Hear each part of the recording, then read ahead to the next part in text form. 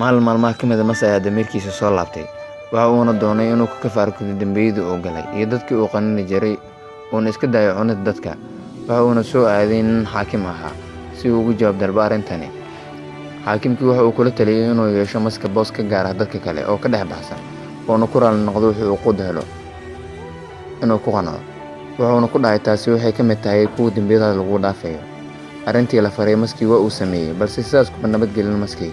Maxaa yeelay koox carruur ah ayaa waxay shaqo ka dhigteen inay Maska tuureeyaan mar walba. Maskiina uma jawaab celin ciyaalkii. Ciyaalku waxa ay ku dheeradeen oo ay daa'imeen in ay maalin walba u yimaadaan sidaasna ay u tuureeyaan Maska ilaa halis ay ka gashay nafsadiisa oo la soo cararay. Wuxuuna u soo laabtay ninkii xaakimka ahaa.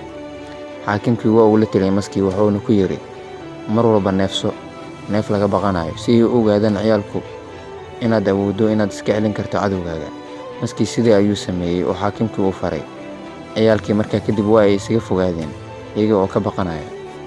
Xigmadda sheekada aan ka lahayn ama qisada aan ka lahayn ayaa waxa ay tahay ha noqon qofku xadgudba awoodihiisa, ha noqon qof dulqaadkiisa uu saa'id yahay.